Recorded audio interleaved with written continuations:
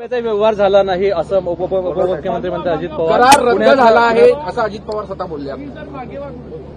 जी काही माझ्याकडे माहिती आहे त्यानुसार हा जो काही करार त्यांनी केला होता त्या करारामध्ये पैशाचं एक्सचेंज हे बाकी होतं, पण रजिस्ट्री पूर्ण झाली होती.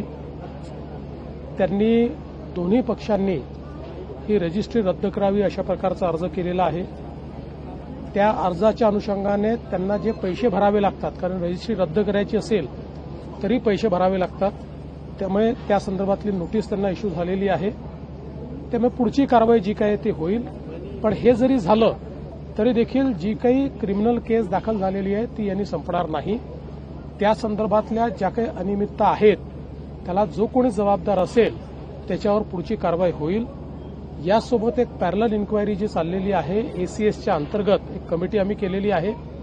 त्याच्याही अंतर्गत सगळी चौकशी करून 1 महिन्यामध्ये त्याचा अहवाल आम्ही घेऊ.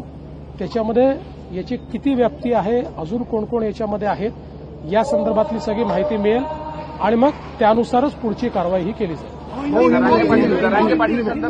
आरोप केलेले आहे त्यांनी. असं आहे की या संदर्भात पोलिसांनी कारवाई केलेली आहे. 2 जणांना अटक केलेली आहे. सगळ्या प्रकारची चौकशी केली जाईल. कुठल्याही पद्धतीने कोणालाही याच्यामध्ये सोडलं जाणार नाही. हे जी काही संपूर्ण घटनाक्रम समोर येतोय याच्या तळाशी जाण्याचा प्रयत्न हा पोलीस करता आहेत. सगळी माहिती बाहेर आल्यानंतरच या संदर्भात अधिकारिक बोलणं योग्य ठरेल. देवेंद्रजी पवारला अभय दिलं असं म्हणतात आहे आणि बाकीच्यांवर गुन्हे दाखल केल्याचे विरोधक आरोप करतात. ज्यांना एफआयआर काय असतो हे समजत नाही असेच लोक अशा प्रकारचा आरोप करू शकतात. एफआयआर दाखल करत असताना ज्या एक्सप्रेस पार्टीज असतात त्यांच्यावर एफआयआर दाखल होतो. यामध्ये ती जी कंपनी आहे त्या कंपनीचे जे ऑथराइज सिग्नेटरी आहेत त्या सिग्नेटरीवरच एफआयआर दाखल होतो. तो एफआयआर दाखल झाला आहे.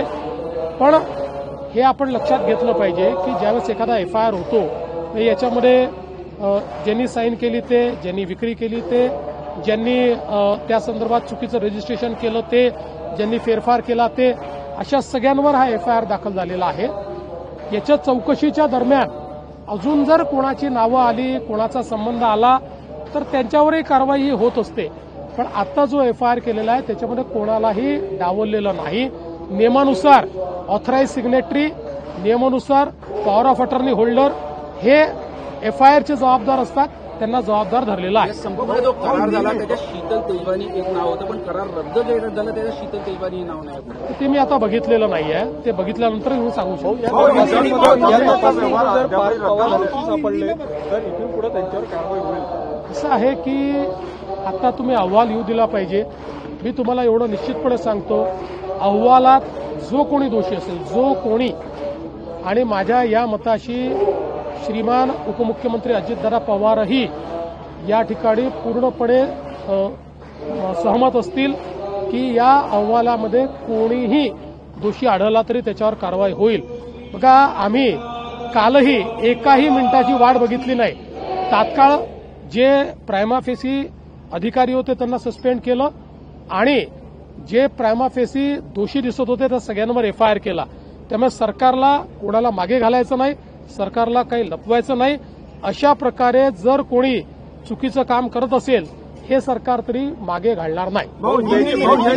मुद्रांक शुल्क माफ झाल्याशिवाय व्यवहार रद्द होऊ शकत नाही असं म्हणतात. मुद्रांक शुल्क भरल्यानंतरच व्यवहार रद्द होणार. मी यापूर्वीच सांगितलेलं आहे की मुद्रांक शुल्काच्या संदर्भातली नोटीस ही देण्यात आली आहे. ती भरल्याशिवाय हा जो काही व्यवहार रद्द होत नाही.